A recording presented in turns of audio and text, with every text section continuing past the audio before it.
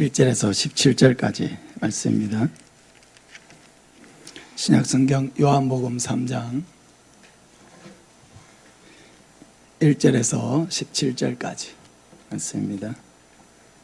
신약성경 145쪽입니다.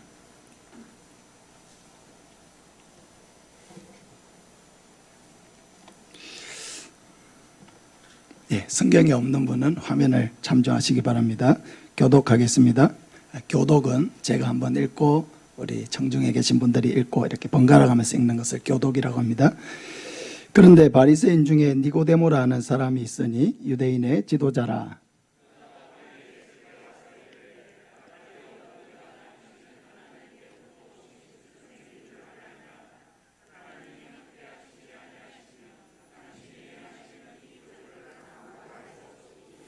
예수께서 대답하여 이르시되 진실로 진실로 내게 이르노니 사람이 거듭나지 아니하면 하나님의 나라를 볼 수 없느니라.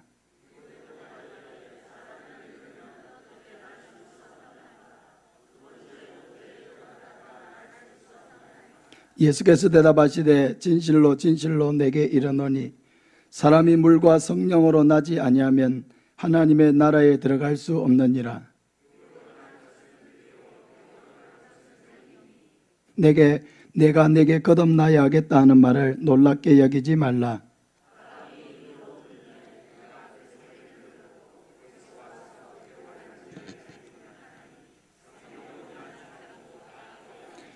니고데모가 대답하여 이르되 어찌 그러한 일이 있을 수 있나이까?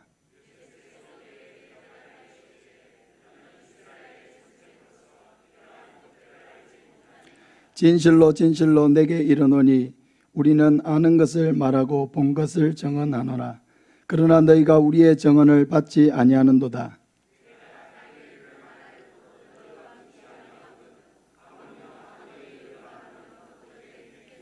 하늘에서 내려온 자 곧 인자 외에는 하늘에 올라간 자가 없느니라.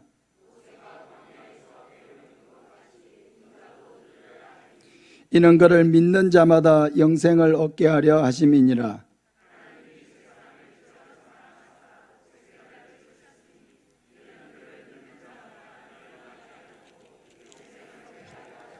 함께 읽습니다. 하나님이 그 아들을 세상에 보내신 것은 세상을 심판하려 하심이 아니요 그로 말미암아 세상이 구원을 받게 하려 하심이라. 아멘. 우리 찬송하겠습니다. 438장 찬송 드리겠습니다.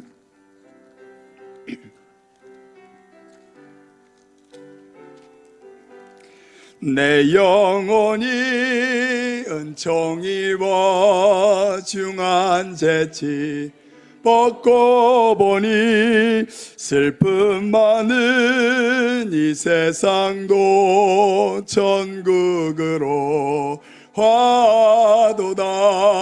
할렐루야 찬양하세. 내 모든 죄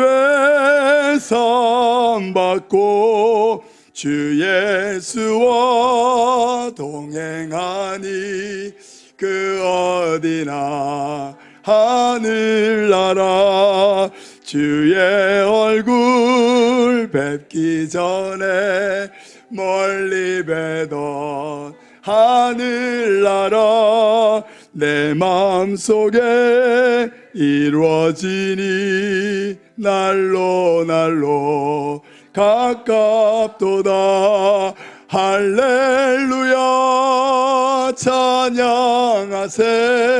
내 모든 죄 사함받고 주 예수와 동행하니 그 어디나 하늘나라.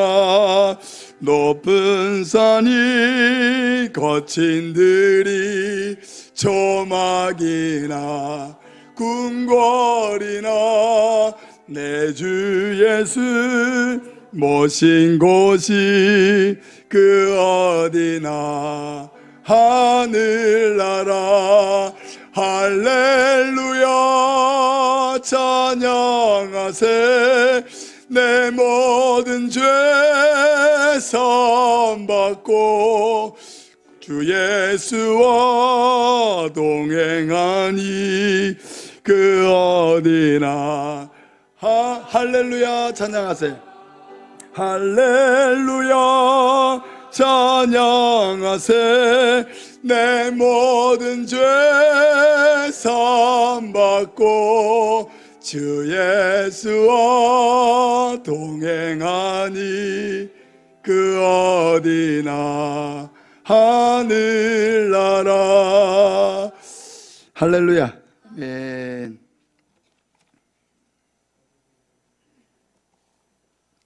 어떻게 죄에서 구원을 받을 수 있는가 하는 제목으로 말씀을 전하겠습니다.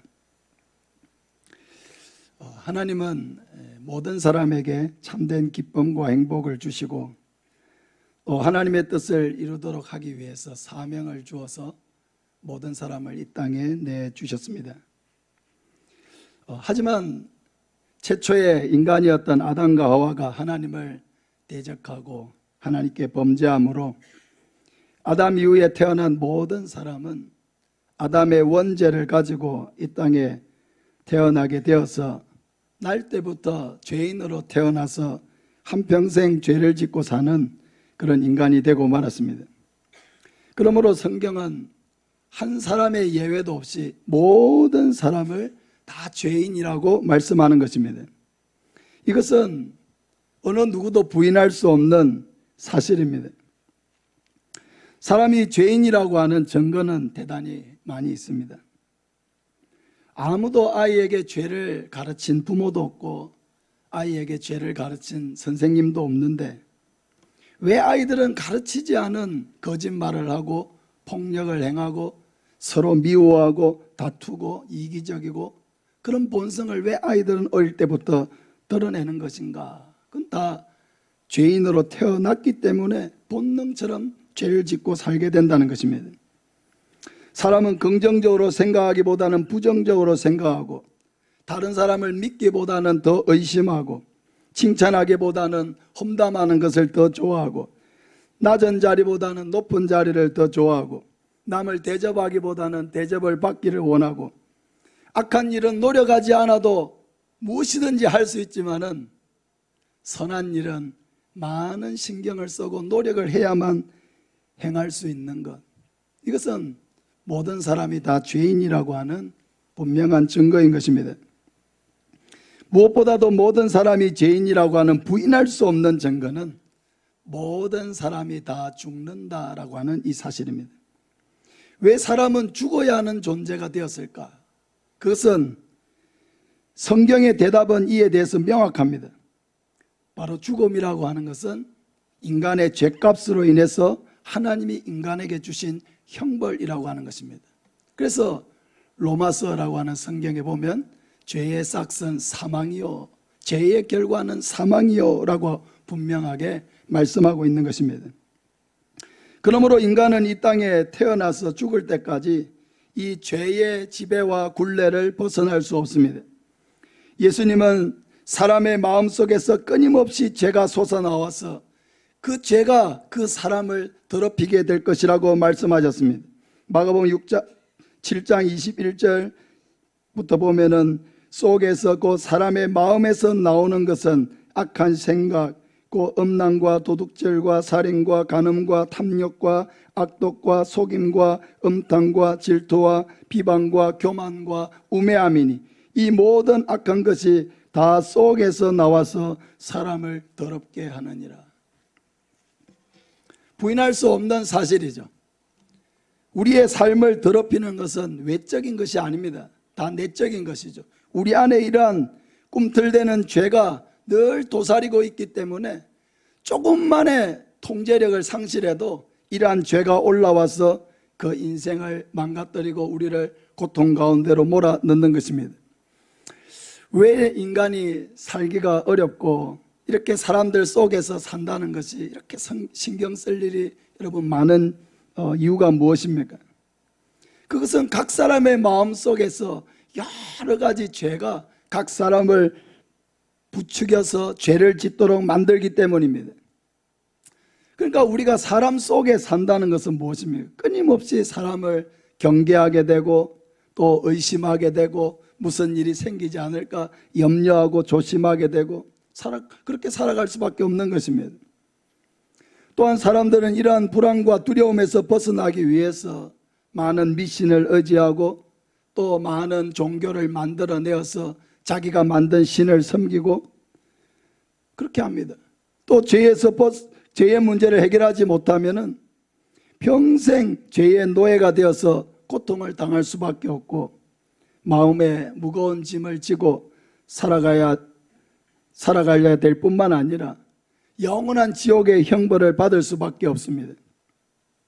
그러므로 우리에게 있어서 또 모든 인간에게 있어서 이 죄의 문제는 반드시 해결받아야 될 문제이고 이 죄에서 벗어날 때 비로소 인간은 진정한 자유를 누리게 되는 것입니다. 하나님은 바로 이 죄의 문제를 해결해서 우리에게 참된 행복을 회복시켜 주기를 원하시는 것입니다. 어느 날 밤에 니고데모라고 이름하는 사람이 예수님을 찾아왔습니다. 이 사람은 유대인의 지도자라고 소개되어 있습니다. 유대는 산헤드린 공의회라고 하는 최고의 종교기관이면서 의결기관이 있었습니다. 이 산헤드린 공의회는 유대인 최고 지도자 70명으로 이렇게 구성되어 있는데 이들은 백성들의 생활, 특별히 종교 생활을 감독하고 또 재판을 해서 실제적으로 벌금을 먹이거나 또 태형을 이렇게 부여하거나 경찰권을 행사할 수도 있었기 때문에 유대인 사회에서는 막강한 그런 권력기관이었습니다. 이 니고데모라고 하는 사람이 바로 그 70명 중에 한 사람이라고 하는 것입니다. 그런데 당시의 종교 지도자들은 예수님에 대해서 극도로 경계하고 또 예수님이 하시는 모든 일들을 다 못마땅하게 여겼습니다. 많은 사람들이 예수님을 따랐기 때문에 예수님을 시기하고 질투하기도 했습니다. 그런데 이 니고데모라고 하는 사람은 달랐습니다. 다른 지도자들과 달랐습니다. 왜냐하면 이 니고데모는 예수님이 하시는 일들을 지켜보았을 때에 결단코 비난할 일이 있다거나 결단코 예수님이 하시는 일을 다른 사람도 할 수 있을 것이라고 생각하지 않았기 때문입니다.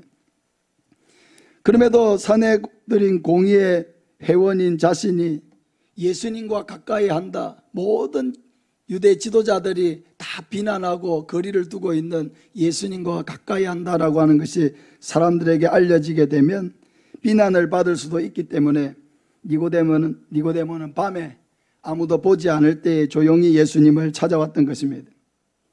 하지만 옳은 것을 옳게 보려고 하고 진리를 바로 깨닫기 위해서 그가 예수님을 찾아온 것은 대단히 용기 있는 행동이라고 할 수 있습니다. 니고데모가 예수님을 찾아온 것은 바로 영생에 관심이 있었기 때문입니다. 니고데모의 마음속에는 사람이 어떻게 구원을 받을 수 있는가? 어떻게 사람이 영생을 얻을 수 있는가? 평생 우리 자신을 괴롭히는 이 죄의 문제를 어떻게 해결하고 이 죄인이 하나님 나라에 들어갈 수 있는가? 그 질문이 이 니고데모의 마음속에 항상 있었습니다. 그래서 그 해답을 얻기 위해서 예수님을 찾아온 것입니다.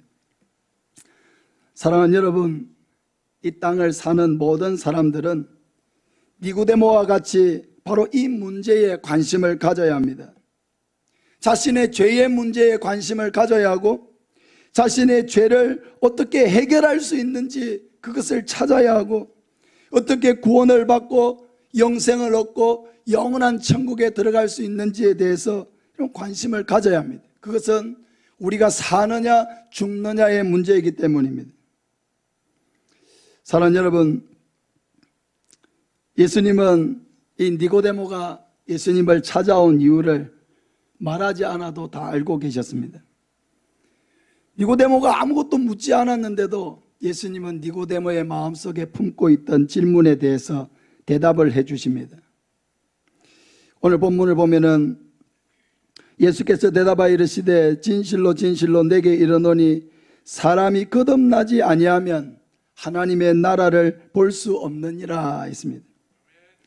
사람이 거듭나지 아니하면 하나님 나라를 볼 수 없느니라. 그러니까 니고데모의 마음속에 있던 질문이 이 대답을 통해서 알 수 있는 거죠.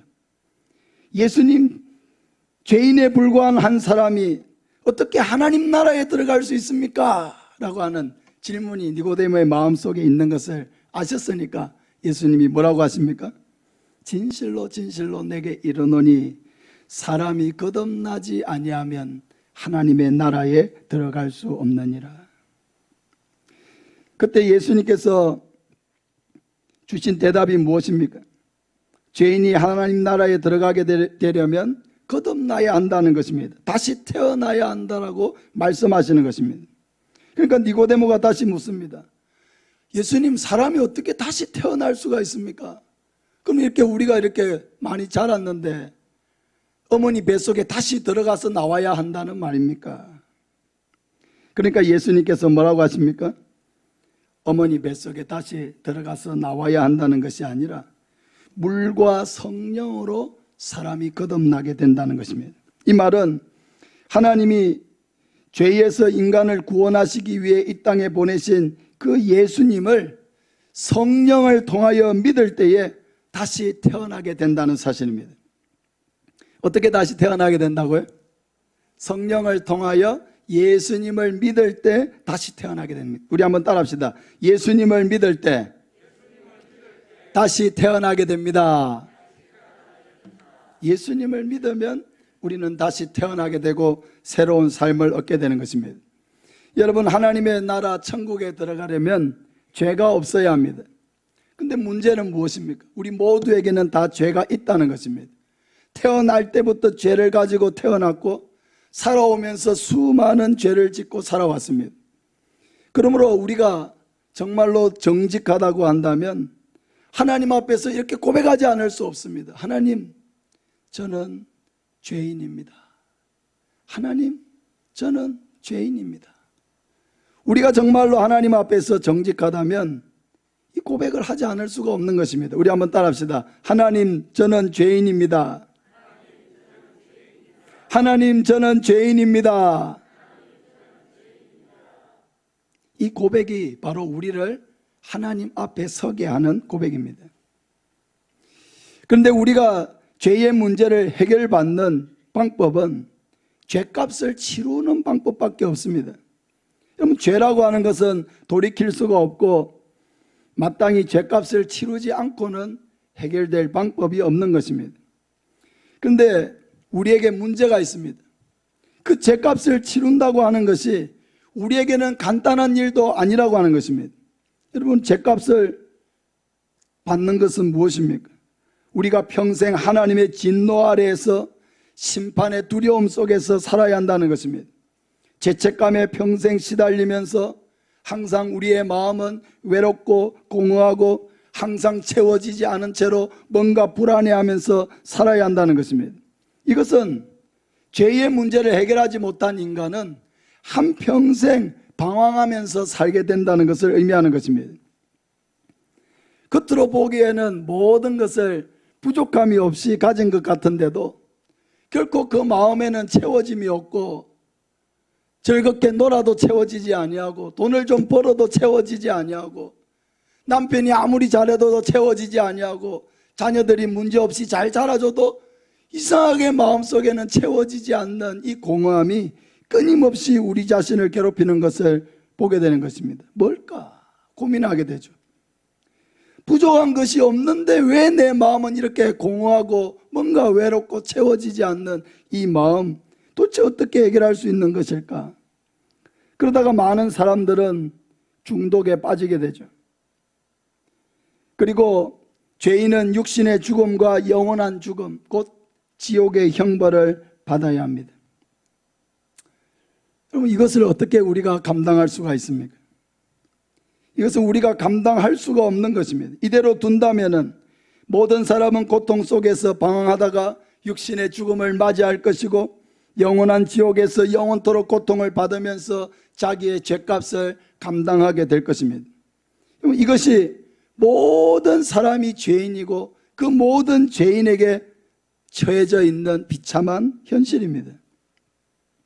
우리에게 하나님의 사랑이 필요한 이유가 바로 여기에 있습니다. 죄에 빠져 후적되면서도 정작 우리는 우리 자신을 위해서 아무것도 할 수가 없기 때문입니다.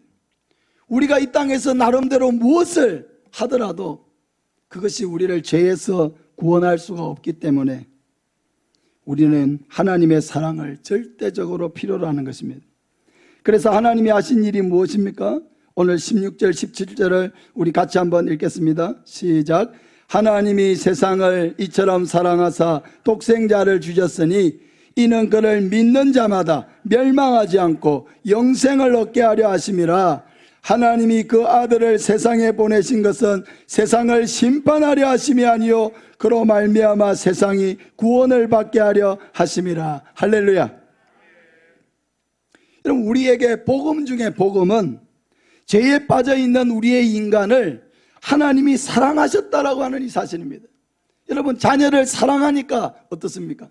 자녀가 어려움에 빠지고 공경에 빠지면은 자녀가 어떻게 해야 될지 허우적대고 있으면 내가 해결해 줄게, 엄마가 해결해 줄게, 아빠가 해결해 줄게, 그렇게 하잖아요. 왜? 자녀에게는 해결할 방법이 없는데 나는 보니까 해결할 수 있는 능력이 있잖아요.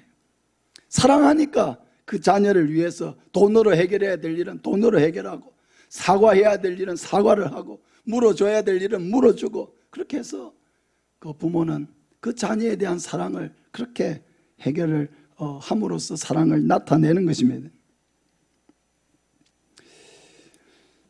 하나님께서 우리를 사랑하셨기 때문에 하나님이 바로 그러한 죄에 빠져 허우적대고 있는 인간을 구원할 방법을 하나님이 주셨다는 것입니다. 그것이 무엇입니까? 바로 자기의 독생자 하나밖에 없는 아들 예수님을 이 땅에 보내어서 우리의 모든 죄를 대신 짊어지게 하신 것입니다.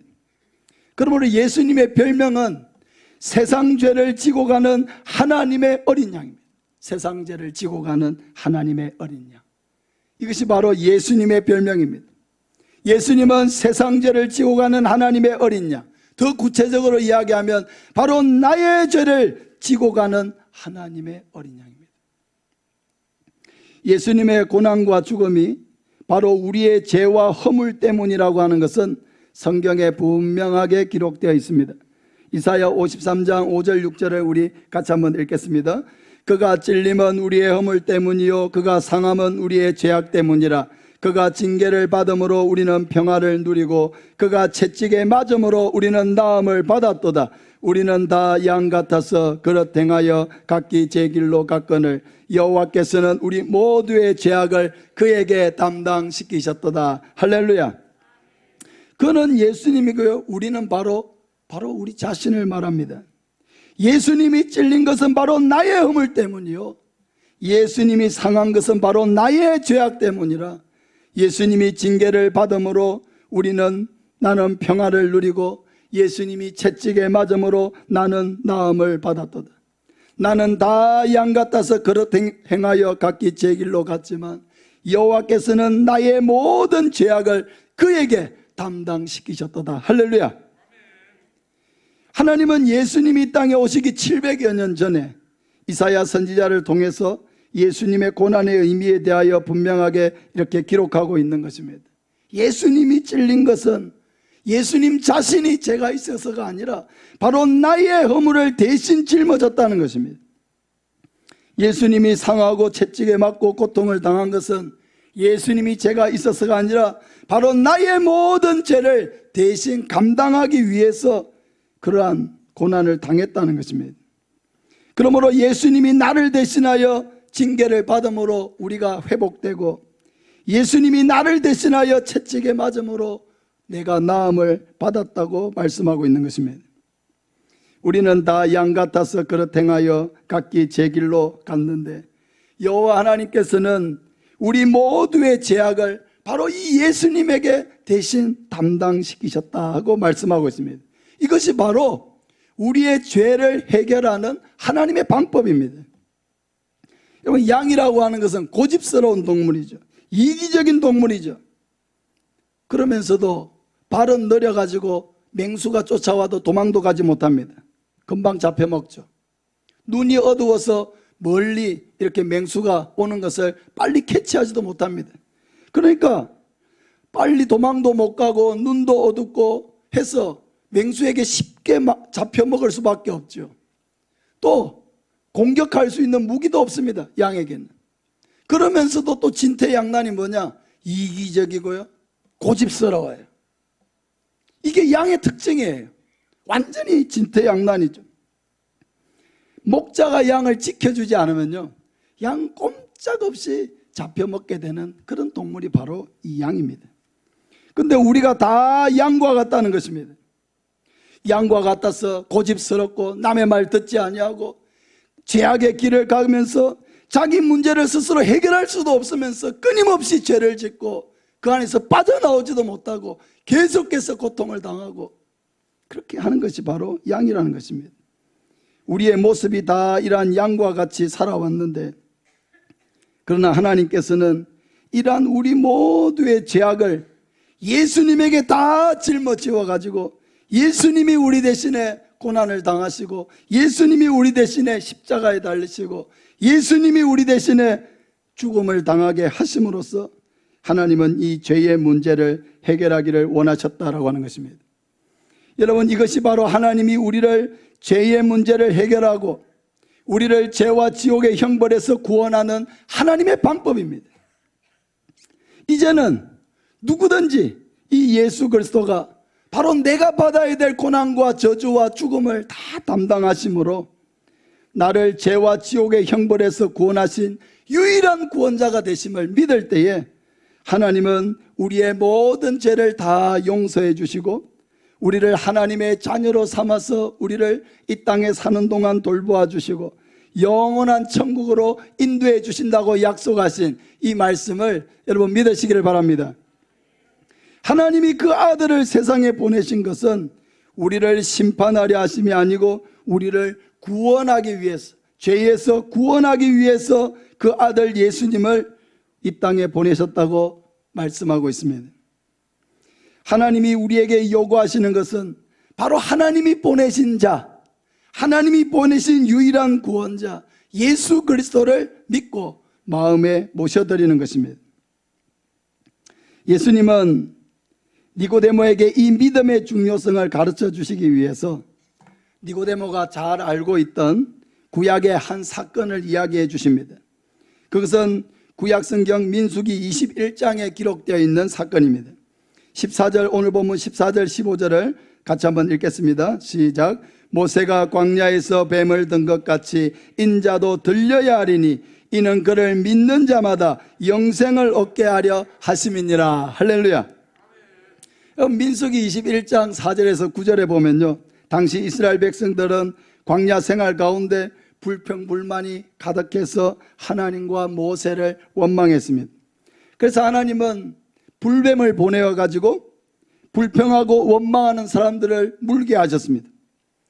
불뱀이 나타나서 광야에서 사람들을 막 무니까 여기저기서 불뱀에 물린 사람들이 고통 가운데 살려달라고 아우성쳤습니다.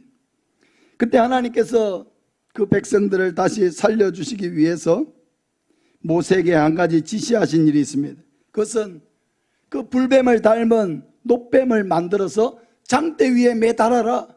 그리고 누구든지 이 놋뱀을 쳐다본 자는 살게 되리라고 말씀하셨습니다.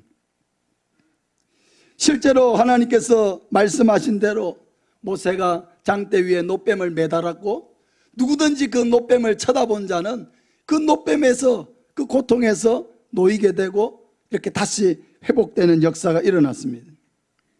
그런데 하나님의 말씀을 듣지 아니하고 장대에 달린 놋뱀을 쳐다보지 않은 사람들은 그대로 불뱀에 물려서 고통을 당하고 죽어갔습니다. 놋뱀을 찾아보지 않았던 사람들은 생각을 했겠죠. 그 놋뱀을 쳐다보는 게 나와 무슨 상관이야?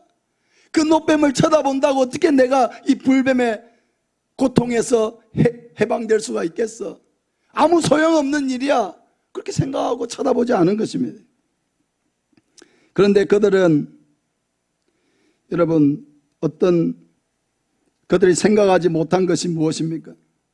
그것은 살리고 죽이는 권세가 하나님께 있다고 하는 사실이고요. 또 하나는 그 하나님께서 그들에게 살 길을 주셨다는 것입니다. 장대 위에 달려있는 놋뱀을 쳐다보면 살게 되리라고 하는 살 길을 주셨음에도 불구하고 그 살 길을 여러분 자기가 원하지 않고 거부하고 쳐다보지 않으니까 어떻게 됐습니까?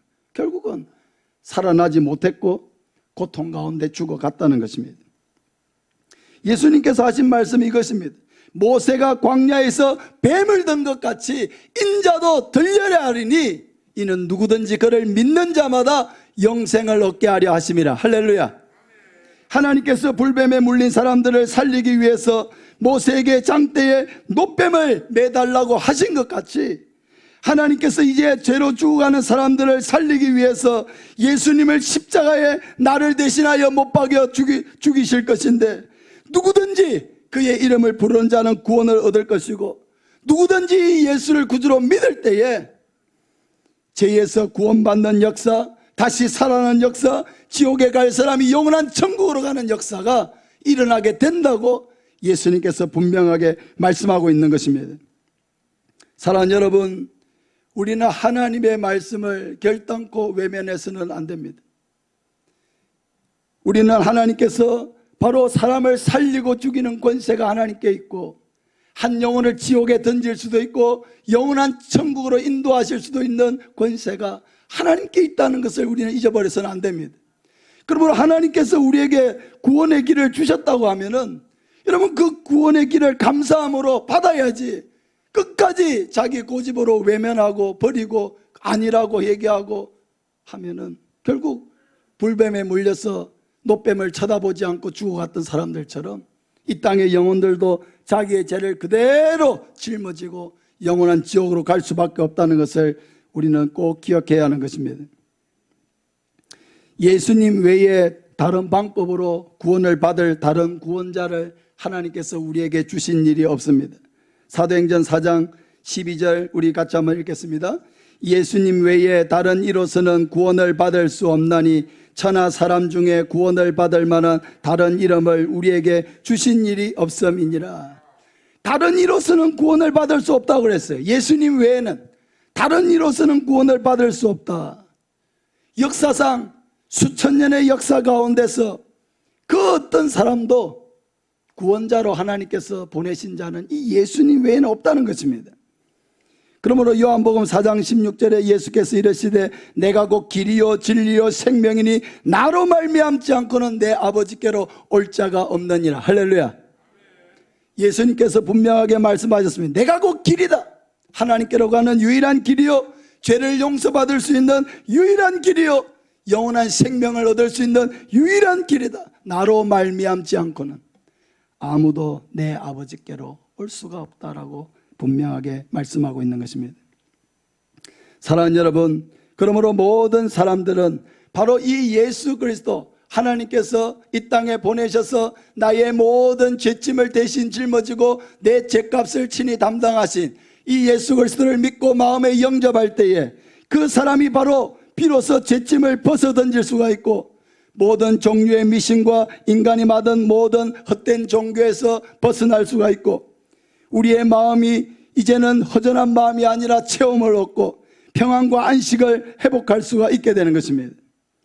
하나님이 또한 언제 나를 부르시더라도 나를 위해서 영원한 천국이 예비되어 있음을 우리가 믿기 때문에 죽음의 공포와 두려움에서 벗어나서 영원한 평안과 소망 가운데 살아갈 수가 있게 되는 것입니다. 우리 한번 따라합시다. 예수님이 생명입니다. 예수님이 구원이십니다. 예수님만이 유일한 구원의 길이십니다. 할렐루야. 예수님 외에는 없습니다. 이 예수님, 우리를 죄에서 구원하시기 위해서 이 땅에 보내신 유일한 구원자, 이 예수님을 마음에 믿고 하나님의 자녀의 복을 누리며 살아가는 저와 여러분 되시기를 예수님의 이름으로 축복합니다.